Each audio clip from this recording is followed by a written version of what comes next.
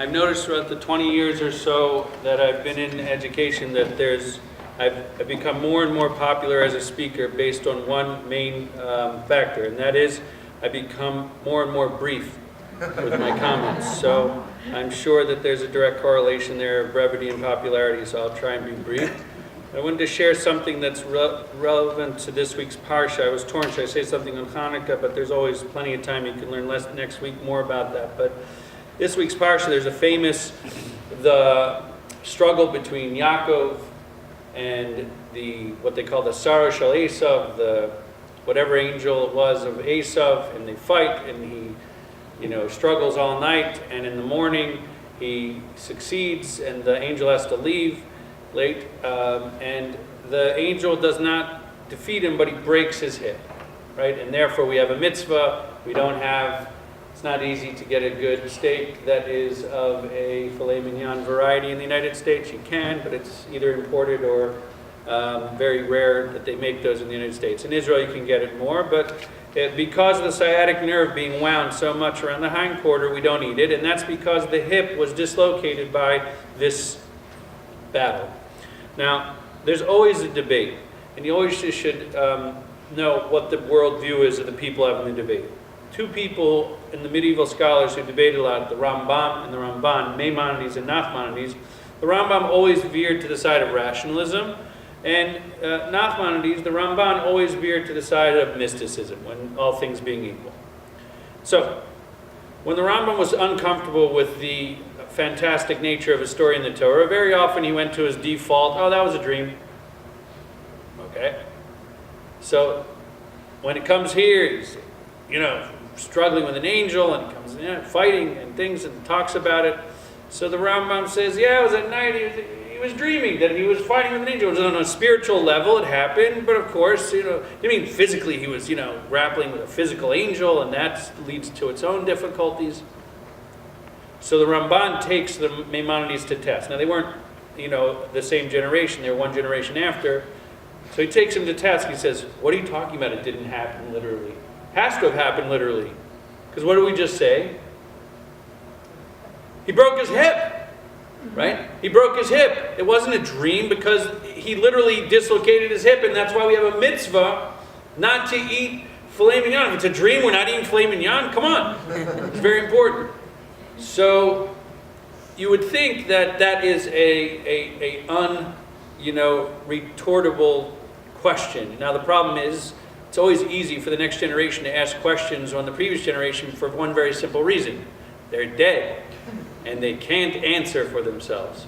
So comes along the Ritva and the Sefer Yikaron. He wrote a small book called the Sefer Yikaron, where the Ritva, the next generation, says it's untenable that we don't answer questions for the great eagle from his attackers, for the Rambam, for Maimonides. So he says something which I believe Rav Hutner said later on. It's basically a psychosomatic phenomenon. Sometimes if you dream that you're falling, what actually happened is you fell out of bed, and during that time you dreamt that you were falling. It wasn't hard enough to wake you up, but you fell out of bed, and that's when you dreamt that you're falling. Sometimes there's research on that. So what could have happened is Yaakov's dreaming, and this is happening, and he fell hard and broke his hip, and literally it did, so to speak, the angel broke his hip, and it was happening simultaneously. It doesn't have any practical difference other than what exactly we're reading in the Torah, but to say that the Rambam didn't think of that possibility of it, you assume that smart people think of the questions that people can answer and what can ask them what they say, and they say it anyway. And then of course you can go back if you're in yeshiva for days and why did this one say that and not say that, and go through with it. The point is, though, at the end of the day, one of my students asked me today a great question. He says, I don't understand. How come you're allowed to now say that Yaakov is no longer called Yaakov, it's called Yisrael? There are many, first of all, we say Yaakov Avinu. We don't say Avram, we don't say Sarai. We say Avraham and Sarah because God changed their name and that's it. Why with Yaakov, he as a departing gift, this angel says you're no longer Yaakov, you're Yisrael because you struggled with an angel of God and won. Well, yes, it calls Yaakov Yisrael many times, but the Torah does call him Yaakov, and we do say Yaakov Avinu. It's not Avram, Yitzchak, and Yaakov, Elokei Avram, Elokei Yitzchak. It doesn't say Elokei Yisrael. So in Shema we say Yisrael. So now, I think it's important. I said a simple answer, which is when God says it, you can't change it. An angel says it, okay, maybe you could say Yisrael, but you could say Yaakov, but it's not the same permanence of transfer of name that you had when God says it. But there's a beautiful Rambam that I have to share, and since I let someone take a shot at it, I'll share something beautiful that he says. He says, if we read Shema, you finish the second, the line says, Shema Yisrael, Hashem Elokeinu Hashem Echad. You're supposed to whisper, except in Yom Kippur when you yell really loud. And then you go back and say, V'ahavta Hashem Elokecha. And he says, why do we do such a strange thing? Because we're differentiating, the Gemara says, between the Torah says Shema and the Torah says V'ahavta, but the Torah does not say Baruch Shem Kvod Malchut. I offered $1 today for any student who can tell me, where in the Torah does it say Baruch Shem Kvod Malchut? But and they're looking, I'm like, stop looking. I wouldn't actually offer you $1. So it's not in there.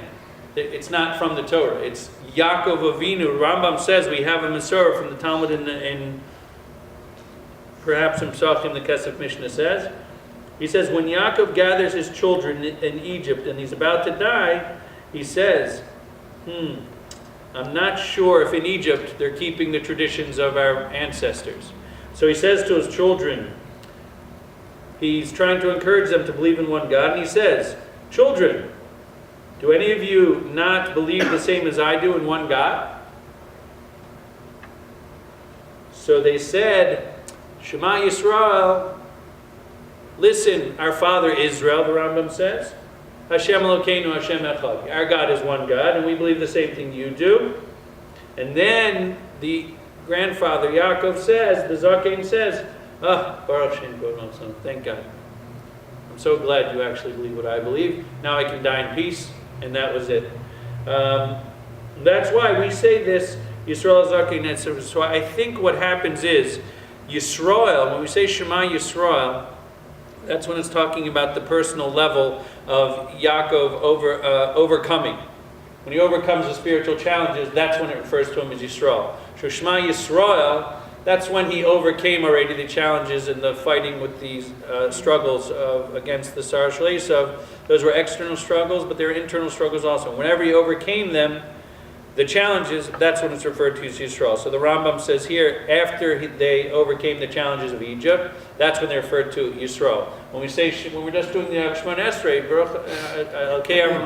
Yaakov, that was the, so to speak, the inherited religious heritage we have. But the personal overcoming, we all transform into another person, and by overcoming our challenges. So with that, we'll stop. I just wanted to point out that there's many ways of looking at the Torah, but when I think this is also a source. People, in Germany there was a custom. You had a Wochname and a Shabbos name. You had a weekday name and a Shabbos name. This idea of, my English name's Eric and my Hebrew name's Elisha, which it is confusing on paperwork and getting airline tickets, but it's not unheard of. Now many people try to do one, but this idea of having two different kind of identities.